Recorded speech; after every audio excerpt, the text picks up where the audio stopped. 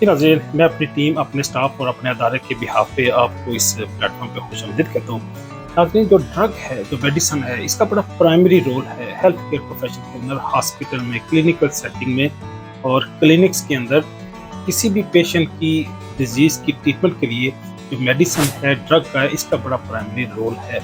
अगर हम इस ड्रग को अंडरस्टैंड कर लें, अंडरस्टैंड करने का मतलब ये है, अगर इनके थोड़ा-सा पीछे जाके इसकी हिस्ट्री को अंडरस्टैंड कर लें और इसके सोर्सेज को हम अंडरस्टैंड कर लें, अभी फ़ी ज़माना जो मॉडर्न साइंटिफिक सोर्स हैं और जो पुराने ट्रेडिशनल सोर्स हैं, जो रवायती सोर्स हैं, उनको अगर अंडरस्टैंड कर ले तो हमारे लिए ये आसान हो जाएगा उस चीज़ को अंडरस्टैंड करना कि जिसकी वजह से हम पूरी दुनिया की डिज़ीज़ की ट्रीटमेंट करते हैं। मैंने और मेरे अदारे ने मिलके यहाँ पे 2 कैटेगरीज़ बनाई हैं इनकी ड्रग की, डिज़ीज़ की, उनकी सोर्स के एतबार से। जहाँ से हम लेते हैं, जहाँ से उनका सोर्स या रॉ मटेरियल आता है, उसके एतबार से हमने इसको 2 कैटेगरी में डिवाइड किया है। एक ट्रेडिशनल सोर्स है, दूसरा एडवांस सोर्स है। एक ट्रेडिशनल और हिस्टोरिक सोर्स है, दूसरा मॉडर्न और एडवांस सोर्स है। इन 2 कैटेगरीज के अंदर फिर फर्दर 5 उनकी सब कैटेगरीज हैं, वो मैं आपके सामने आज पेश करने की जिसारत करूँगा। जो ट्रेडिशनल सोर्स है वो 5 हैं। वो 5 सोर्स कौन से हैं? सबसे पहला प्लांट है। प्लांट में हर्ब है, श्रब है और प्लांट्स हैं। हर्ब मीन छोटी जड़ी बूटियाँ, श्रब मीन जो झाड़ियाँ होती हैं, प्लांट मीन जो बड़े बड़े दरख्त होते हैं। ये 3 जो प्लांट्स हैं, इनको हम 3 कैटेगरी में डिवाइड करते हैं। तो इनके फूल, इनकी लीव्स, इनकी बार्क, डिफरेंट हम जो पार्ट्स हैं उनको मेडिसिनल पर्पस के लिए यूज़ करते हैं। सिंकोना बार्क बड़ी मरूफ एक एग्जांपल है। क्विनीन इसमें है, मलेरिया के लिए सदियों से इस्तेमाल होती थी, ये इसकी मरूफ एग्जांपल है। दूसरा एनिमल सोर्स है। एनिमल सोर्स में वो चाहे हम सांप का जहर लें, चाहे हम घोड़ों से एंटीबॉडी या हम उनसे इंसुलिन प्रोड्यूस कराएं, या हम कोई भी और एनिमल सोर्स से अगर मेडिसिनल सब्सटेंसेस ऑब्टेन करते हैं, केमिकल लेते हैं, तो वो एनिमल सोर्स की कैटेगरी में आता है। दूसरा सोर्स है वो मिनरल्स हैं, वो मेटल्स हैं, वो मटेरियल है। ये जो नेचुरली अवेलेबल मटेरियल्स हैं, वो चाहे कैल्शियम है, पोटाशियम है, सोडियम है, मैग्नीशियम है, ये जो मटेरियल्स है ये हमारे पास एक नेचुरल ट्रेडिशनल सोर्स है। तीसरा सबसे बड़ा, जिससे हम मेडिसिनल जो सब्सटेंसेस वो लेके हम उनको किसी न किसी डोजेज फॉर्म में भी कन्वर्ट कर सकते हैं। हम उनको एज सच भी यूज़ कर सकते हैं डिफरेंट डिजीज़ की ट्रीटमेंट के लिए। जो चौथा बड़ा सोर्स है वो इन्वायरमेंट है। इन्वायरमेंट किस तरह से एक मेडिसिन हो सकती है? हाँ, इन्वायरमेंट में जो फ्रेश एयर है, जो सूरज की शुआएं हैं, सूरज की रोशनी है, जो इलेक्ट्रिसिटी है, जो इलेक्ट्रोमैग्नेटिक वेव्स है, जो हीट हम यूज़ करते हैं, ये भी एक समटाइम मेडिसिन की शक्ल अख्तियार कर लेती हैं और इनको भी हम ड्रग की कैटेगरी में कंसिडर करते हैं। जो आखिरी है, जो ट्रेडिशनल मेथड है या ट्रेडिशनल डिजीज़ है, वो स्पिरिचुअल है, वो रिलीजियस भी किसी न किसी सतह पे आ जाता है। कई सारे ऐसे पेशेंट होते हैं उन्हें कुछ भी नहीं होता, ऐसे ही उनका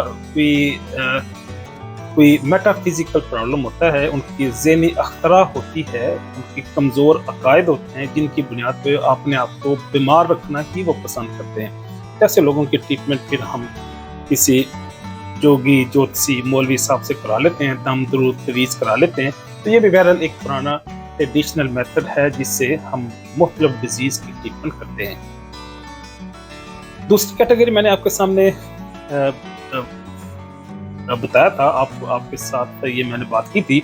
दूसरा हमारे पास मॉडर्न एडवांस मेथड या सोर्स है जिससे हम मेडिसिन प्रोड्यूस करते हैं या मेडिसिन लेते हैं। उसमें हमारे पास भी 5 मुख्तलिफ कैटेगरीज हैं, 5 बड़ी बड़ी डिवीजन्स हैं, 5 बड़े बड़े सोर्स हैं जिससे हम मेडिसिन या ड्रग को प्रोड्यूस करते हैं। सबसे पहला सोर्स है बायोटेक्नोलॉजी। बायोटेक्नोलॉजी से हमें पता है कि हम डीएनए, आरएनए या सेल को एक्सप्रेस कराते हैं।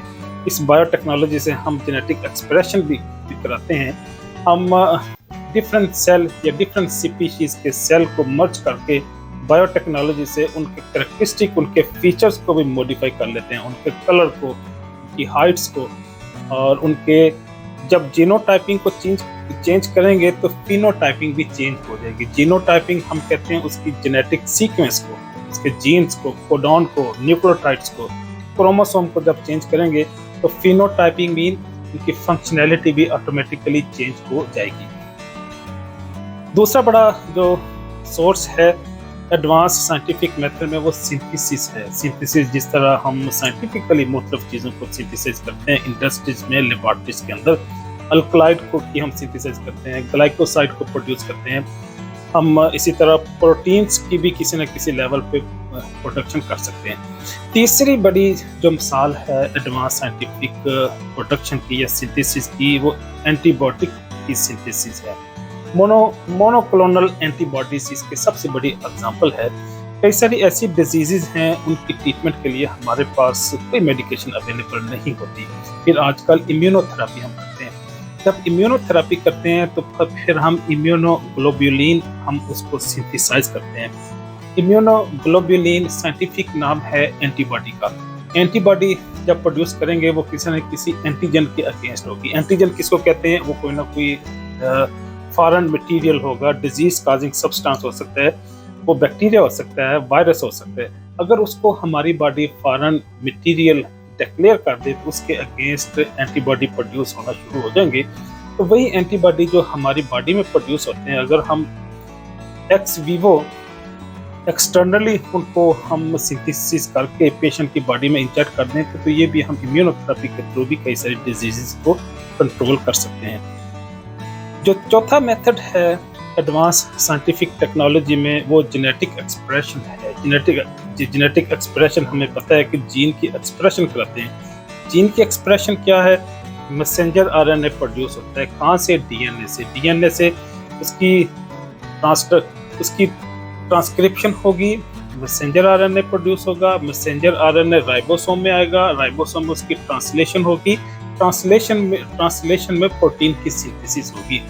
ये एक थोड़ा सा कॉम्प्लिकेटेड प्रोसीजर है, हम आज इसको मौजूद नहीं बनाते, लेकिन सादा जुबान में अल्लाह की कायनात कितनी अजीबोगरीब है कि मेरी बॉडी के अंदर प्रोटीन की सिंथेसिस हो रही है लेकिन मुझे पता ही नहीं चलता।